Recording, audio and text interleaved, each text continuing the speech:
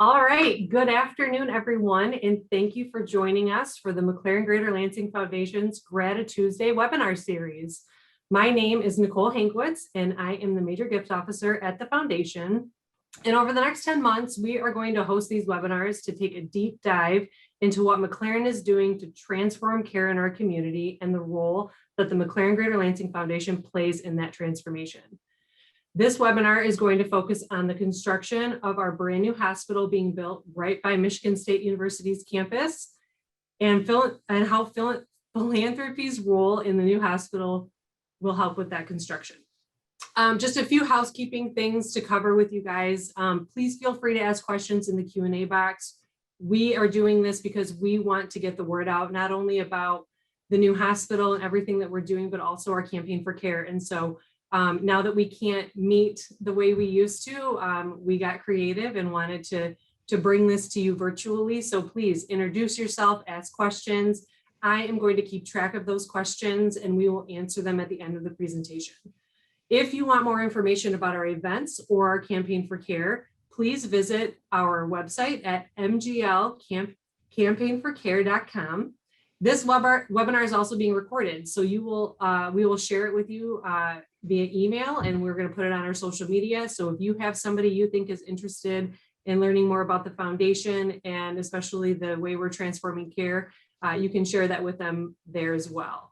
As Kirk and Lynn are talking, we want to show you some of the cool things happening at the new hospital. So you're going to see some images popping up throughout their conversation. And now I am excited to introduce our President and CEO, Kirk Ray, and our Foundation Vice President, Lynn Griffor, who will walk us through the latest construction updates and our campaign for care.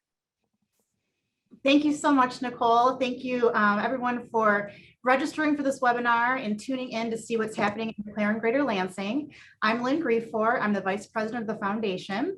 I have been with McLaren Greater Lansing for about 2 years, so shortly after we broke ground on this exciting new hospital that we're going to talk about today. Kirk is going to get into some of the details about the actual hospital and the campus itself. And I'm going to let you know a little bit about how philanthropy has helped shape this project and continues to do so. Nicole mentioned the campaign for care. That is our capital campaign fundraising support for the hospital, in which we are raising $10 million to help with the construction and a lot of the amenities that make a trip to the hospital for a patient or their family a little easier, a little more comforting, and just really shapes their experience. So I'm glad to have you here, and I am going to turn it over to Kirk, who is going to give us a construction update.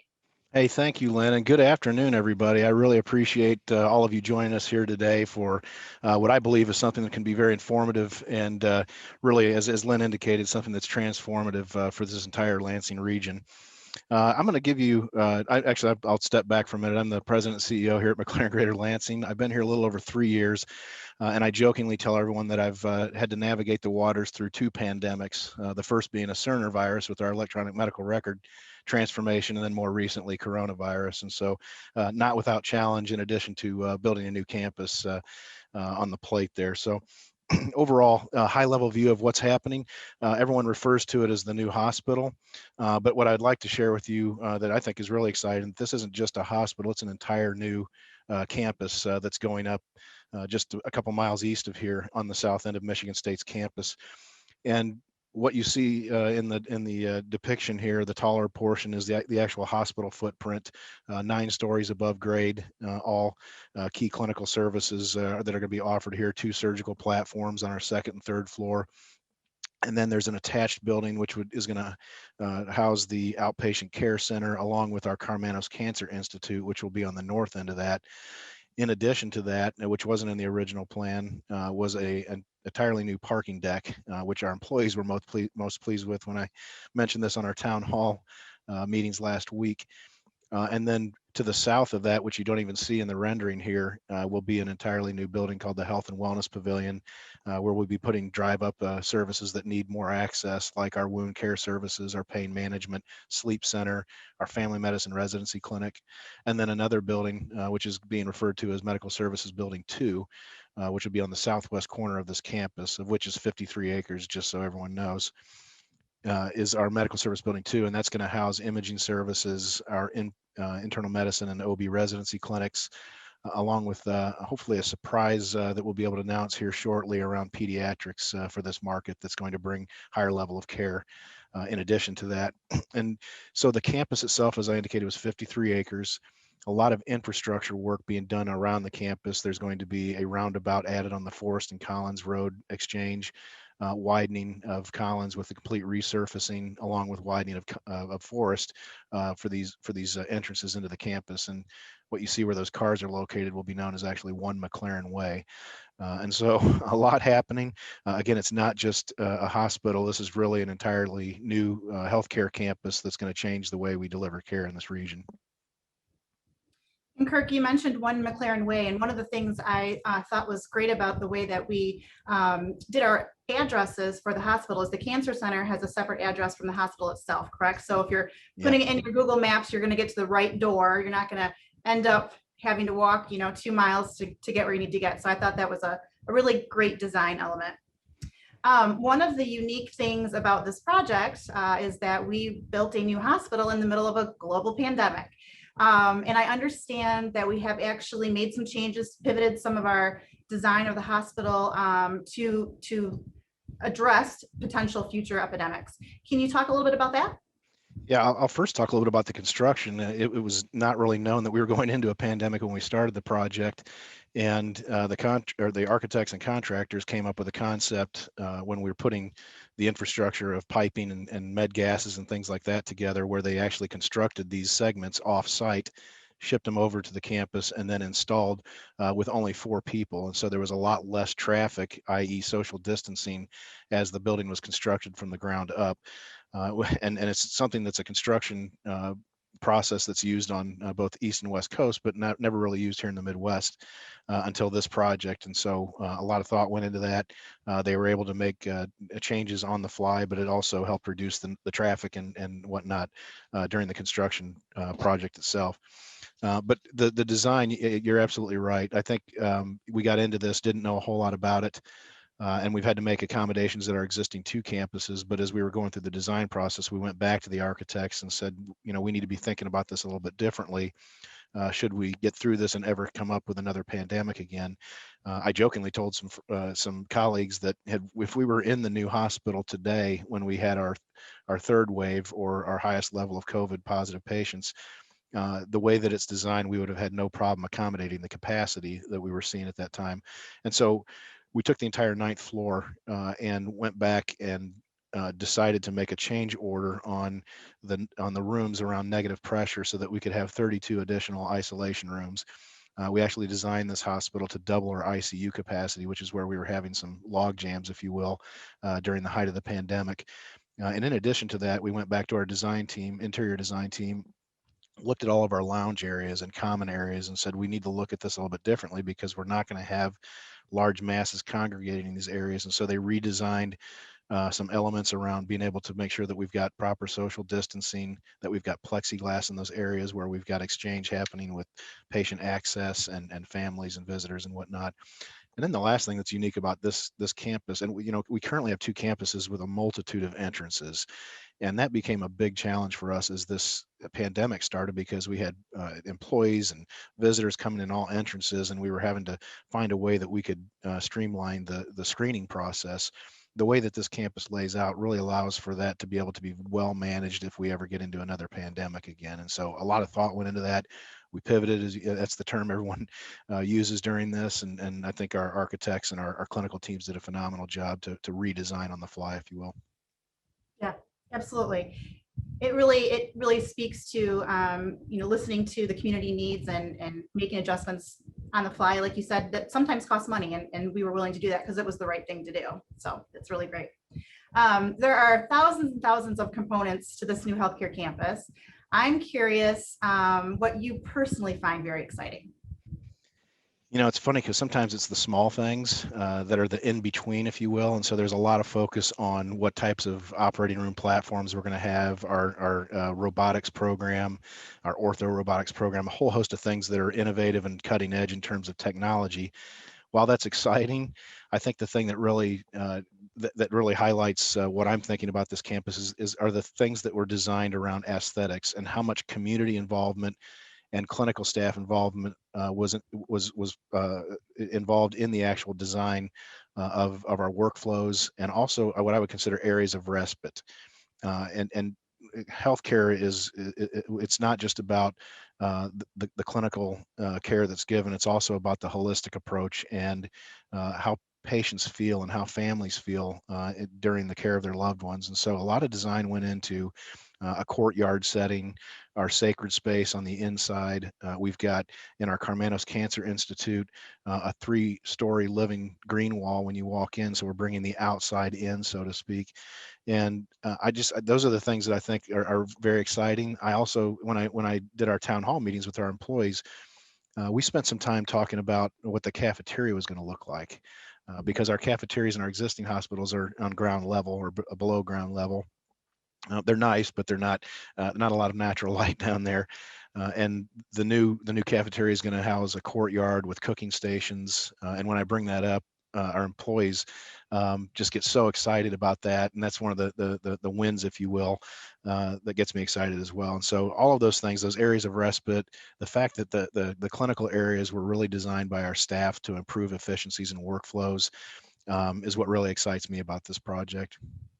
Yeah, well, and you mentioned aesthetics, and I would second that. And also the amount of natural light throughout the building makes all the difference in the world. I mean, like you said, if you're a caregiver and you're taking a lunch break, to be able to either be outside or to be in a space that's, filled with lots of natural sunlight, I think that makes a big difference.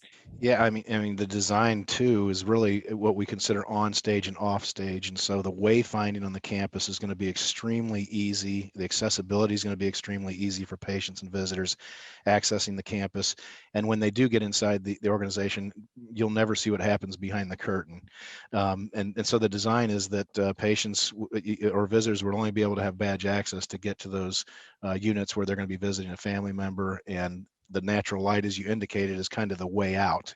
That's how we will be telling patients and visitors how they exit the building is just follow the light. Not like in Poltergeist, but so anyway, I've talked a lot. What excites you about this project, Lynn? Well, I would say first and foremost, the way the community has responded. We received our first donation towards the new hospital before we ever asked anyone for a gift. So shout out to the DART Foundation for stepping up as soon as they heard about the groundbreaking. And really that level of support has continued ever since then. Not to give you the impression, Kirk, that my job is easy. It is not. But really it's the first time in my career, and I've been working doing foundation work for over 20 years, that the community comes to us as often as we go to the community. There's just such interest in the project, and it's always fascinating to me too how much people already know. They've been paying attention, so that they're asking great questions because they kind of have the basics down. So really it's the community involvement, the community excitement, and in the support. We saw it especially during COVID. We received about $70,000 in unsolicited donations when COVID first started. Just people in this community in Lansing and East Lansing and the surrounding areas saying we want to help. And we're able to do some really great things with that money, which I'll talk about in a little bit. Yeah, that's right. I mean, our team really rallied, but without the support of the community, it would have been a much bigger challenge. And so our community was just great and has been great. Yeah, and really, letting our staff here know that the community was supporting them, I think that made a huge difference for them, whether it was a $5 donation or, $30,000 corporate gift, letting them know that people were thinking about them and supporting their work. It was truly a wonderful gift for them. And the food didn't hurt either. Food didn't hurt either. Yeah, that's true. Lots of pizza.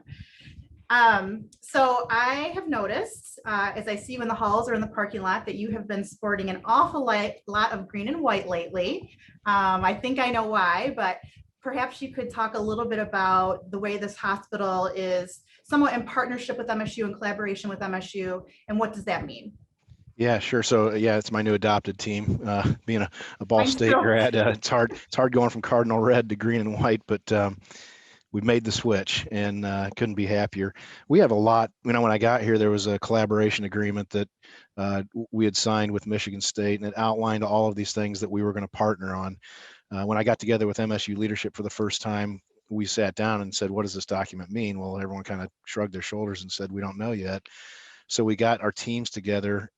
We spent an entire weekend on a retreat with leadership from both parties, and said, let's take some of this conceptual discussion and let's take this into reality. What are the things that we could do better and do better together? How can we design better quality, better efficiency with lower cost to the community? And we've spent the last 2.5 years really working hard at this. We've got partnerships along clinical service lines like our oncology programs. I'll talk a little bit more in a bit here about the Karmanos Cancer Institute, around cardiovascular services, urology services. We have a partnership in imaging that's going to, I think, really be a game changer in this community. And so there's a lot of things there. We provided MSU with a Spartan Forward Fund, which is a $5 million endowment that will go towards research, recruitment of new physicians to this area, highly specialized physicians, and education. And so it's been a great partnership. It's been an evolution. We're actually going to be on their southern end of the campus, and so this is going to be a new healthcare corridor that will tie nicely with Michigan State University going forward. So yeah. And I like going to the football games too. So. Yes. And just a little shout out to Coach Mel Tucker. He and his wife JoJo are actually hosting our golf outing this year. So he's going to be there to golf. They both are going to be there all day to golf. And that's just kind of an outward visible symbol of this new partnership that we're growing with Michigan State University. Yeah, that's a huge commitment from them. We really appreciate it. I mentioned earlier the community stepping up, and as we're showing some pictures of the hospital itself, I wanted to show also some of the partners that we've had in our construction from a philanthropy side, and the ways that we're able to recognize those donors. We've had a lot of both individuals, families, corporations, and foundations that have wanted to get involved with this project. And nothing makes me happier than when a donor agrees to let us put their name on a conference room or a unit or a patient room. Those conversations almost always start off with the donor saying, I don't need recognition, because that's not why they made the gift. But when they let me do that, when they let me display their name, it really inspires other people as they're walking through the hospital, like, oh, I know that family. That family made a contribution to build a conference room. Maybe that's something I would want to do. So I always have to do a little bit of arm twisting to allow our donors public recognition, but I really think it inspires others. And really, when you're walking to the hospital and you see all this visible signs of community support, I think it says a lot about the culture and a lot about where we are and who we surround ourselves with in this region. So you can see some of the renderings that we're going through there.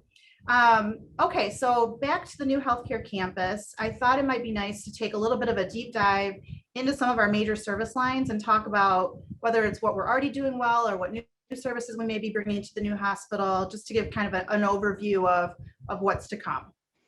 Well, we think we do things extremely well. We just received a Leapfrog A rating for this year, and so we're really proud of that. We've kind of puffed our chest out a little bit and thrown some billboards up as a result of that. That's the hard work of our team. And so while we're building a new facility that's going to be beautiful, we continue to work within the walls on continuing to redevelop and optimize our existing programs. Take, for example, our cardiovascular program. We have a team of very good cardiologists, vascular surgeons, and cardiothoracic surgeons. We're continuing to recruit new surgeons to the market. We have a collaboration with MSU on vascular. We've recruited a vascular surgeon more recently, a Dr. Lynn, who's going to be the kind of the base of our entire program. She's phenomenal, does a great job, incredible quality outcomes. We have another cardiothoracic recruit that we're working on right now.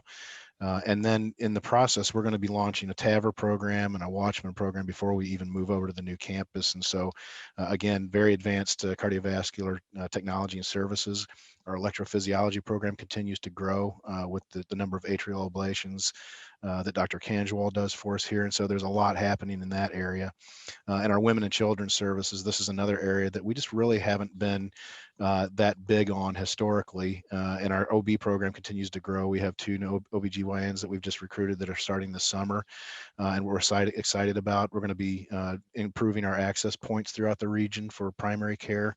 And then in the new medical services building, our outpatient care center, in conjunction with our Carmenas Cancer Institute, we're going to have a women's resource center. So anything that involves the care and health of a woman will have complete access to with some of the top specialists in the state of Michigan. And we're excited about that.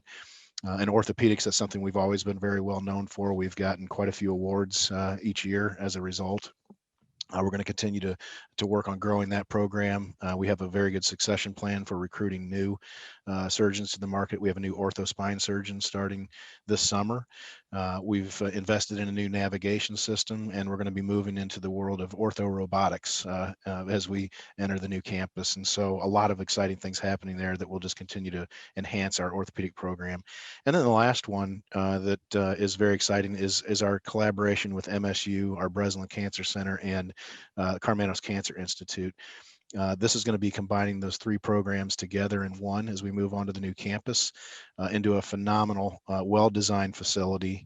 As you can see there, that's a distinct entrance on the north end of the new campus. What you don't see is to the right of that, a separate entrance that's going to be for oncology urgent care.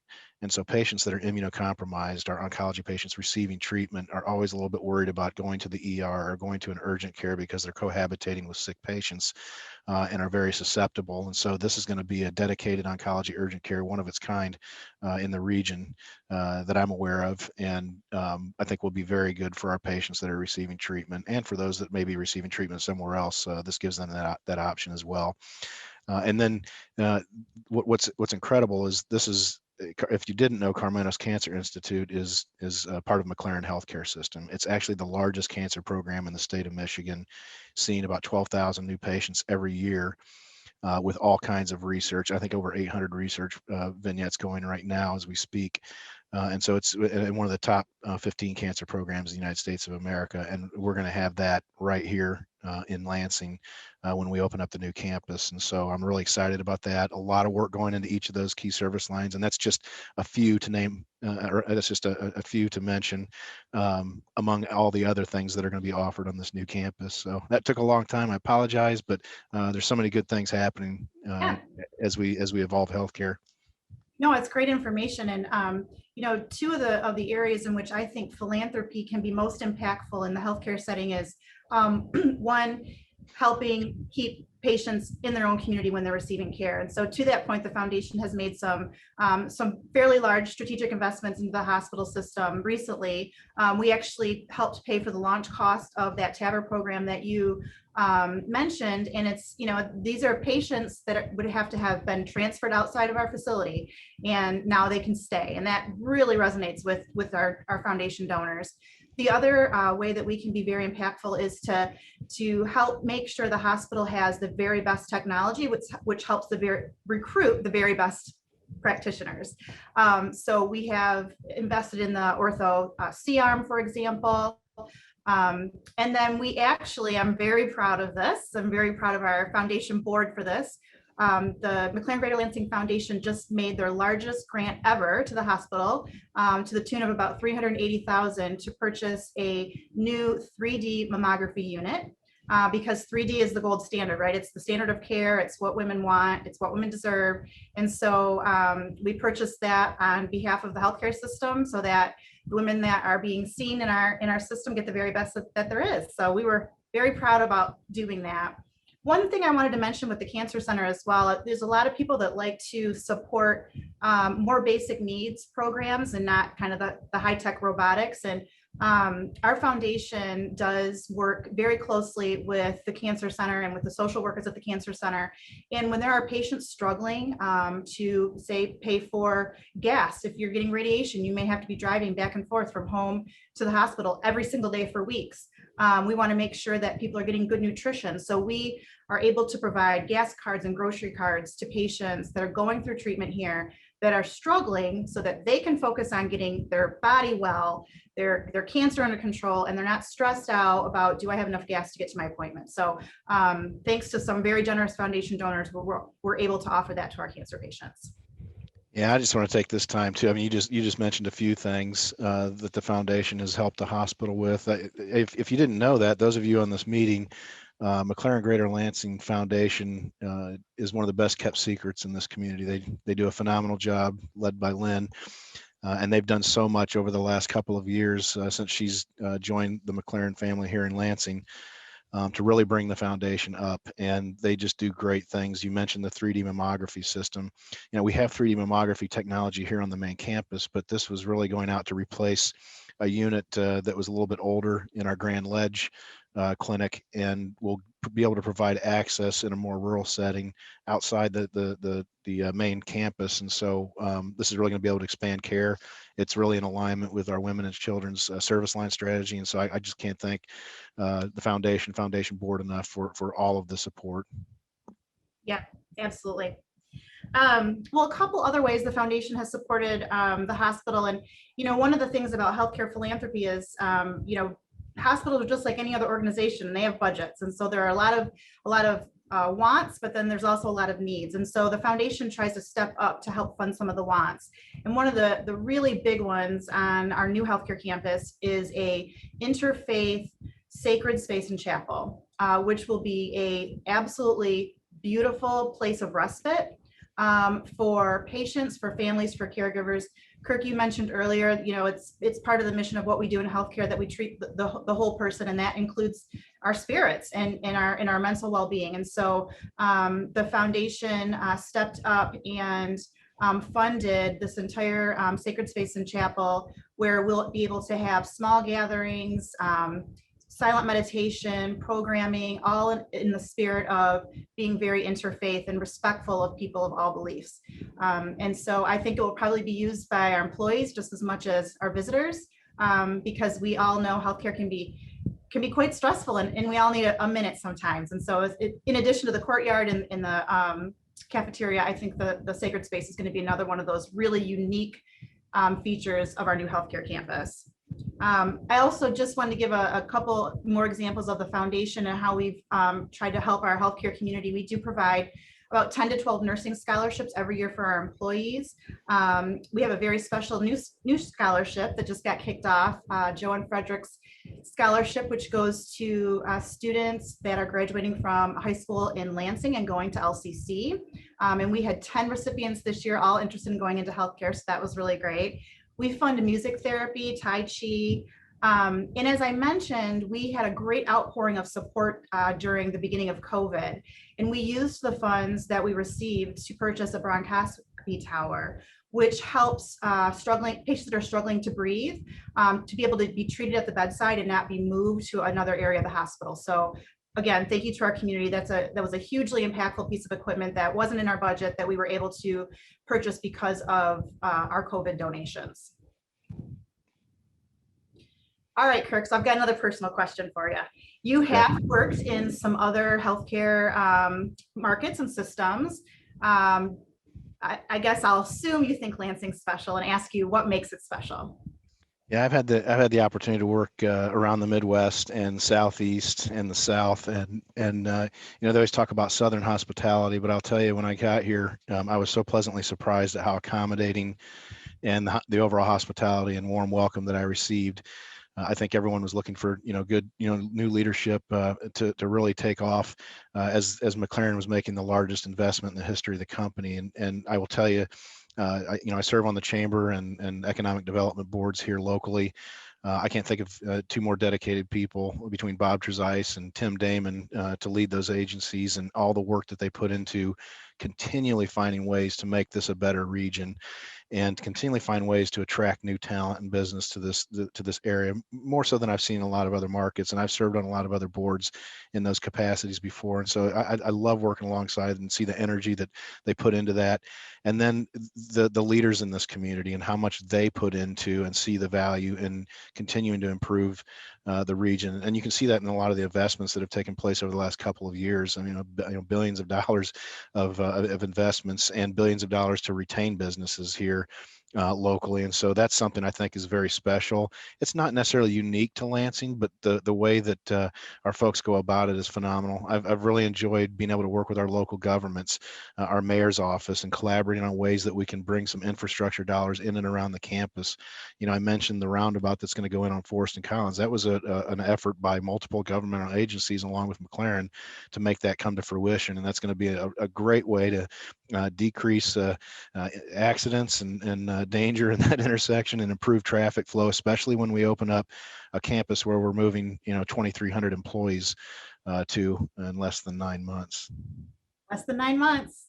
Do you have a countdown clock anywhere, or just in your Well, head? it's actually 9 months, 16 days right now, but who's counting anyway? Yeah. Interesting. Well, I would agree with the supportive community. I'm a transplant. I come from the east side of the state, and I was embraced. I was invited to. I was made part of right away. And I also would say one of the things that makes this hospital very special is our internal culture. The staff here, I think if you're in healthcare in general, let's just assume that you care about people.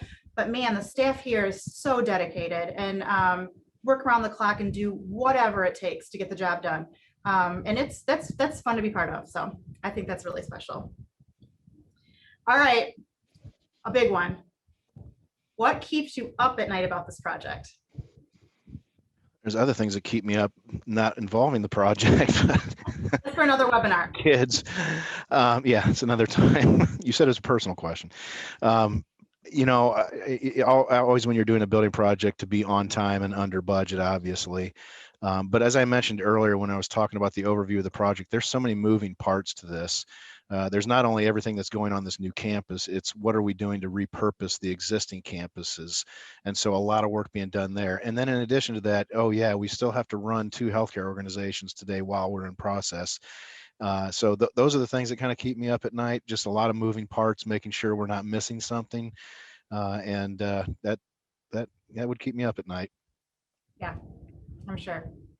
Well, I will tell you that I sometimes wake up at 3 a.m. with that countdown clock in my head as well, because the day we open the hospital to the community is the day that I can't take people through anymore. So I'm trying to get every single person in this community that's interested in the hospital on the construction site, tour the hospital, see the hospital, because once the doors open, I have to go back to my foundation office. They're not going to let me roam the hospital anymore with my friends. So it'll be a new foundation office. So it will be a new foundation office, yes, but I won't be able to take them into the ORs in the middle of the day, for example. So trying to get everyone who's interested on that campus before the doors open can sometimes keep me up at night as well. Understandable. So speaking of moving 2 campuses into one of the things I found most fascinating as part of this project is just the logistics of that process. And every time you describe it to a group of people, I can see the looks of surprise in their faces. So can you kind of talk about how that happens? Does it happen over like a 3-month period, or? Yeah, so logistically, you can imagine everything. 2 existing campuses today, 2 different sets of processes and workflows. We have duplication between both campuses and certain support services and whatnot.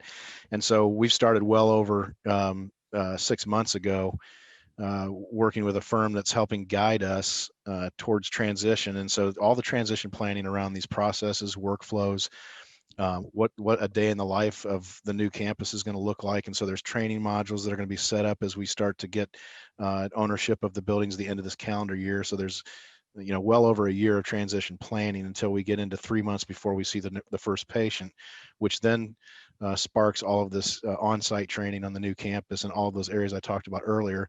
Simple things like where do I park my car? Where do I enter the campus? Where do I put where do I hang my coat? How do I get to the cafeteria? All these things are going to be new for all of our employees. And so you take 2,000 plus employees and you have to figure out in every one of those departments what the new way of doing things is going to be. There's a lot of training that goes into that, and then that leads up to the first week of March when we'll see our first patient. we have one weekend where we're going to be transporting all of our patients from both campuses over to one, and we work with a third-party firm that does that internationally. That's all they do, and so we're planning all that up to the day of, so that we make sure that when we close the emergency room on our Green Lawn campus, that we're open for business and we're ready to do it without a hitch. And I say that's the other thing that keeps me up at night. But a lot of planning going into it right now, and we've got a really good team working on that here, and we've got really good participation. So it's again it's a blank palette right now, and we're painting new processes that we have 2 hospitals coming together for the first time. Yeah, with a and new like you said, identity. the physical move of patients will happen over a very short period of 1 to 3 days, right? So different. So all right. I've been answering all these questions. You need to tell me about a personal story about a donor's experience at the hospital.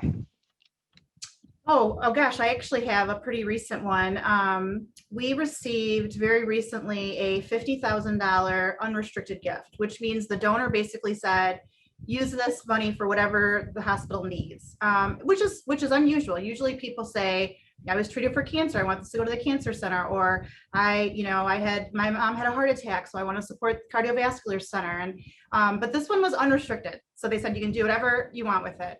And we took a small chunk, but a chunk of that gift, and we were able to purchase t-shirts for all of our RNs for Nurses Week. And we actually put on the back of the shirts, the front say, thank you, healthcare heroes, and the back says, thank you to with the family's name, which we haven't, the cat's out of the bag a little bit, but not all the way. And what was so awesome was the number of nurses that reached out to us to say, can I thank this family? Can you tell me the story? They were so grateful, so blown away, and so excited. And that's, that's what happens when you get a gift that we couldn't have bought t-shirts for all of our nurses, not with all the other priorities that we have, right? So that was a really great story. That same donor, I spoke earlier about the foundation helping to fund the launch of the TAVR program, and that the money came from that as well. And again, we wouldn't have been in a position to help the hospital had we not gotten this unrestricted gift. So, I'm so appreciative of that. Every gift we get in the door has a story. I cry, I cheer. I have a very cool job because usually when people are reaching out to me, it's because they're feeling gratitude and they want to help. So yeah. What about you? You've got to have some personal stories about a patient or employee. So I think this one made national news more recently in the middle of a pandemic. I can't think of anything more giving than, kind of chokes me up a little bit, but one of our nurses actually carried a child for one of her fellow employees and friends at the outset of the pandemic, and did that for her because they couldn't have children. And so I can't think of anything more amazing than that, for someone to step up and give of themselves and their time and their family to do that for another fellow employee. Yeah. And just a fun fact, Nicole Hankwitz, who opened our webinar today, that is her cousin. So lots of connections. Small world. Yes, we have such a compassionate staff. I mean, I've been in a lot of other organizations, and our team's just incredible, and what they do every day and what they've continued to do through this pandemic. Yep, I agree. All right, a little lighter note. What is your favorite foundation event? Hands down, McLaren Loves Lansing is my favorite. It is a great event. It's not a black tie affair. I'll just tell you that. When you can have a beverage named after you by the Lansing Brewing Company for this particular event, you just can't have too many of them, but it's good. Live music, a lot of different bands, different foods, and of course, great location downtown.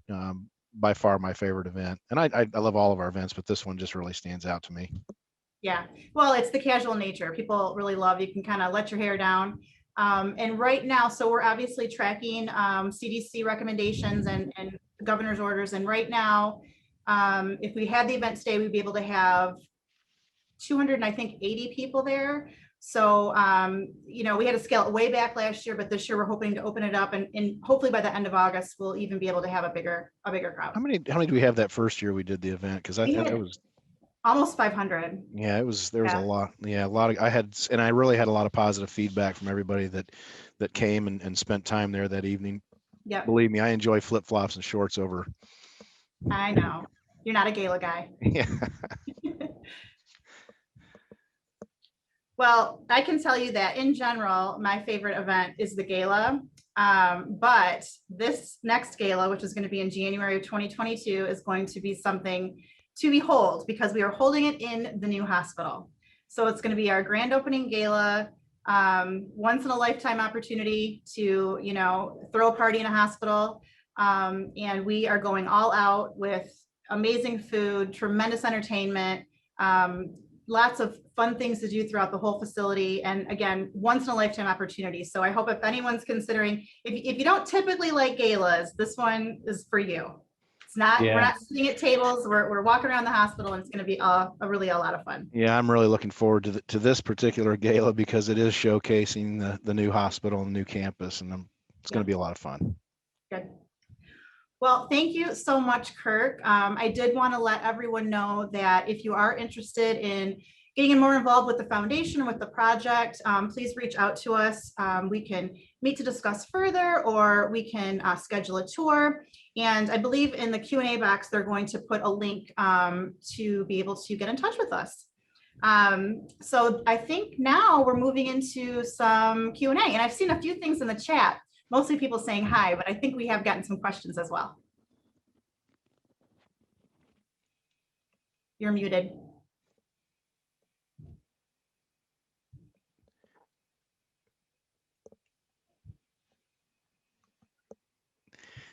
Well, Nicole's going to get to repeat all that. You would think after a year I would have learned by now. Yeah, if you were next door, I was going to pound on the wall just to. I was trying to point to the mute button if you're wondering what that was. All right. So let me repeat everything I just said. Thank you, Kirk and Lynn, for that very interesting update. I think that, it's important for everybody to understand exactly how this is going to impact our community and what the foundation's role is in that. We had a couple questions, and then I have a couple questions, because as we're taking people through and showing them the new hospital, they have a lot of really interesting questions. And so I thought this would be the perfect time to go over some of those. So the first one, Kirk, is for you. Some of the donors that we've been speaking with are asking about what's going to happen with our green lawn and our Penn campuses. Sure. So we've engaged with Martin Real Estate here locally to work on the sale of both campuses. And so if there's an offer to either one of those campuses, obviously the first thing we'd want to do is sell the asset off.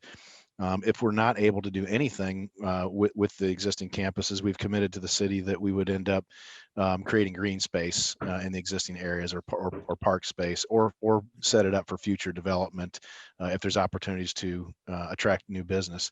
In addition to that, we've been working with the state. They've appropriated some dollars towards looking at repurposing the Green Lawn campus for adolescent psych and behavioral health services, which is a huge need in the state of Michigan, where they wouldn't have to go out and spend a lot of dollars on new bricks and mortar. This campus is still well equipped. It is a Joint Commission accredited facility for life safety, and so it would be a great turnkey solution to be able to offer those types of things. So that's a work in progress. And then we've had some interested buyers on the Penn campus around biotechnology, and also potential long-term or skilled nursing long-term for that campus, which would set itself up very well for that as well. Okay, hopefully that answers the question. It does. Thank you. So for Lynn, this one's going to be for you.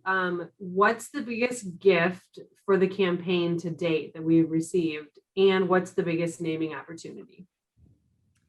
We have received several $500,000 gifts, which I will let you, Nicole, speak to because you're the expert.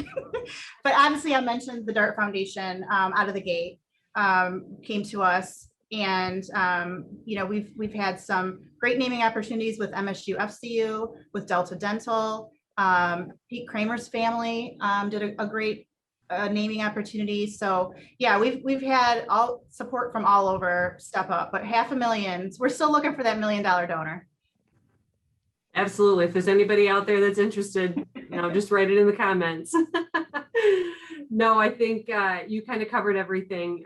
We've had a lot of really big support from the community. And we thank our board members have especially stepped up.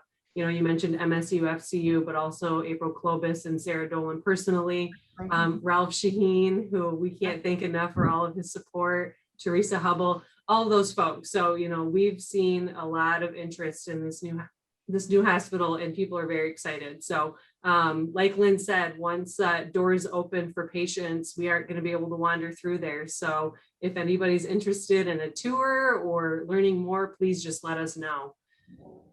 Just a couple more questions. So what's your favorite part of the new building? This one's for both of you. If you walk into the main entrance where you have the decision to go right over to the outpatient care center or Carmanos, or left, that main lobby is it's pretty fantastic. And I'm going to add a second. The lobby in the cancer center, it's a 3-story, as I indicated, vestibule that'll have a living green wall.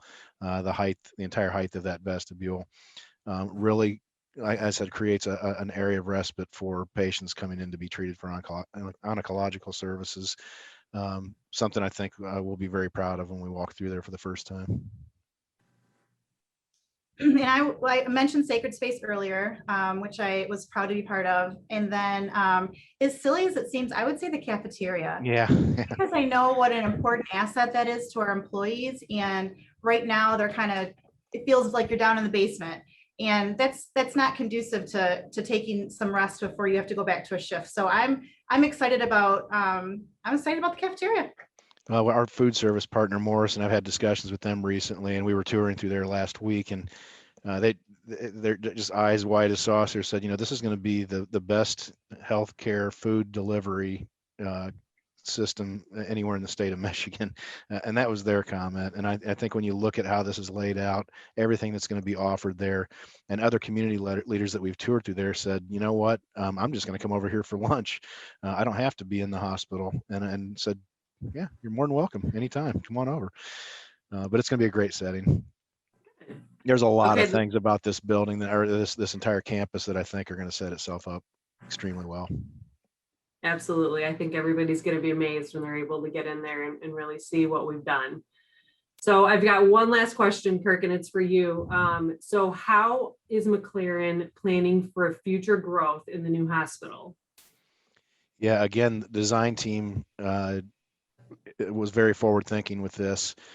To the southeast of the main tower, the property sets itself up to be able to add an additional tower without disruption on the existing campus. In addition, the emergency department was set up. We have 42 exam rooms that we're moving to, but the way the walls are set there with prefabrication, the ability to move to the east of the existing ER gives us the ability to do that without disruption as well. And so, again, a lot of forward thought.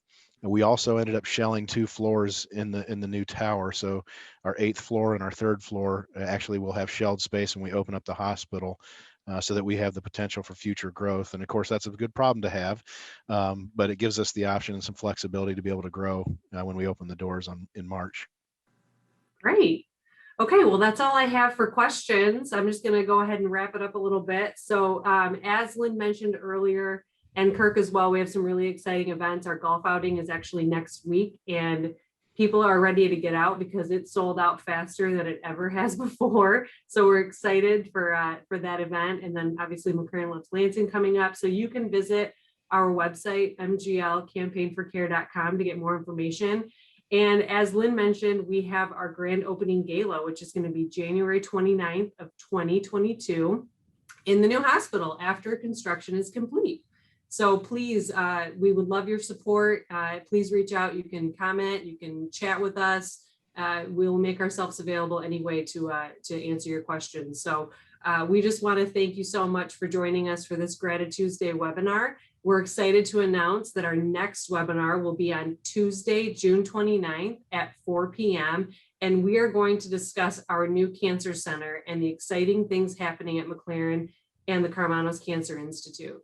We will see you on June 29th, and don't forget to visit mglcampaignforcare.com for more information about how you can get involved, and be sure to find us on our social media for updates. Thank you so much. Have a great day.